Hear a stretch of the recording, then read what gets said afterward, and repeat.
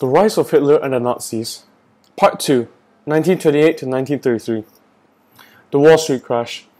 In October 1929, share prices began to fall on the Wall Street Stock Exchange. Falling shares meant that people rushed to sell their shares before their value fell even further. This panic selling sent prices into a never-ending cycle, crashing the prices, and thus gave its name of the Wall Street Crash. German banks ran out of money as people rushed to get their money back from the banks and could not get their return on money they lent to businesses. German companies were very dependent upon these loans, so they had to either reduce operations or close.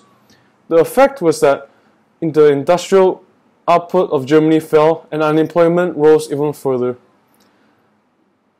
The global depression made export industries crash, but high unemployment meant that domestic demand and spending fell too.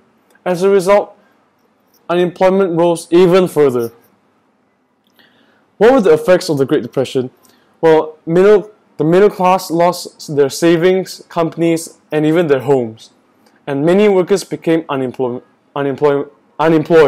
as spending decreased significantly and factories closed. All of these things became cause and effects as they were linked together. A decrease in spending meant that more factories had to close because of the decrease in demand. More unemployment because of factories closing means less spending. It became another cycle as less spending means that more factories had to close. The Weimar government tried to act politically. The chancellor at the time, Heinrich Brüning, proposed higher taxes to cover unemployment benefits and lower unemployment benefits to make payments more affordable. This did not make anyone happy. The wealthy, middle class, and right-wing parties opposed higher taxes, while the left-wing parties and workers opposed lower benefits.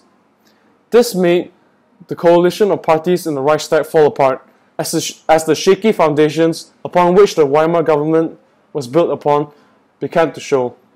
110 decrees were used in 1931 and 1932, when there had only been 5 decrees in 1930. These decrees were futile in controlling the crisis, as the Great Depression was simply beyond the Weimar Republic's control and made all of Germany slowly turn to extremist parties. The Nazis had 230 seats in the Reichstag by July 1932. Hitler appealed to many different types of Germans and had the most effective propaganda campaign. The Nazi Party used Hitler as its figurehead and a key part of their propaganda material. Germany saw Hitler as a person to take charge of Germany and lead it as a superpower nation, and most importantly, destroy the Treaty of Versailles. He was also supposed to make other nations treat Germany fairly and solve all of Germany's economic and social problems. And once again, the SA were very useful and a key part of the propaganda campaigns. They were used in rallies to make the Nazis look strong and organized, and to defend the party as security. They were also once again used on the offensive, tearing down opposition posters, scaring opponents, breaking into offices of the opposition, and breaking up their rallies. Hitler and the Nazi Party were once again very appealing to all Germans, as to the working class, they promised work and bread, which was advertised as propaganda on posters, and traditional German values.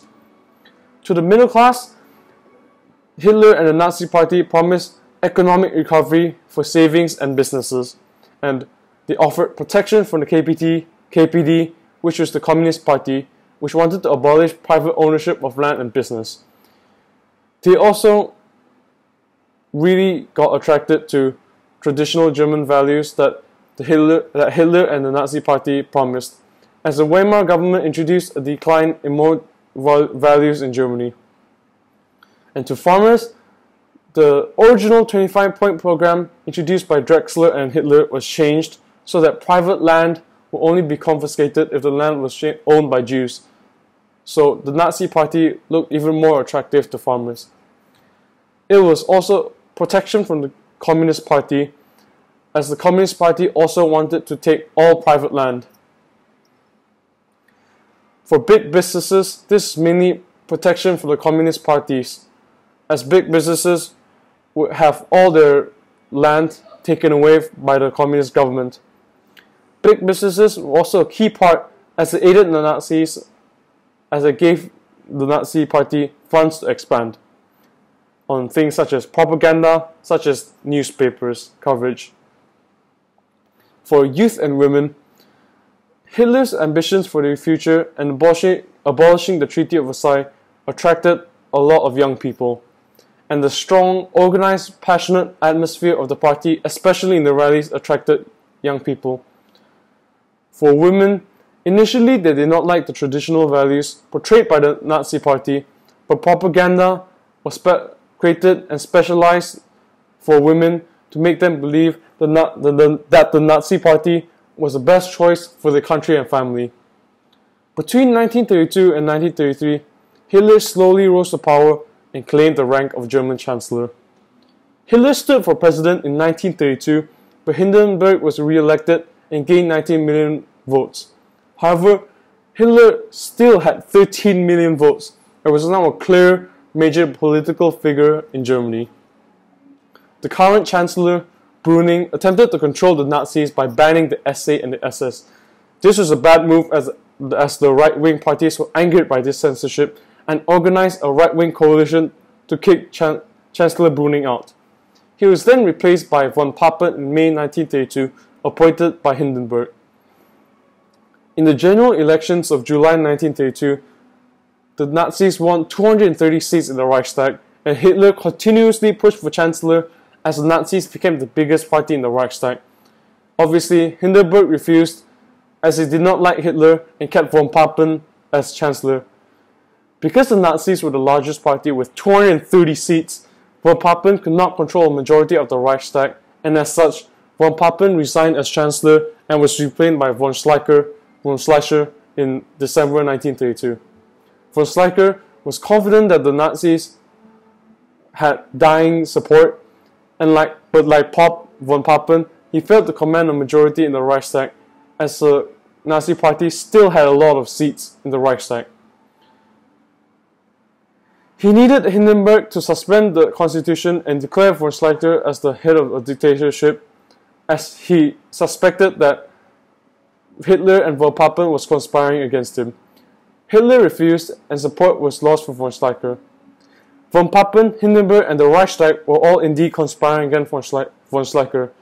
They also suggested that making Hitler Chancellor and von Papen as Vice Chancellor would be a good idea, with the idea that Hitler could be controlled by von Papen.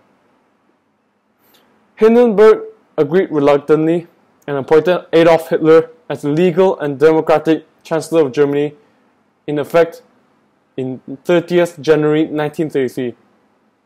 Hitler soon rose to consolidate his power and slowly turned Germany into a totalitarian state.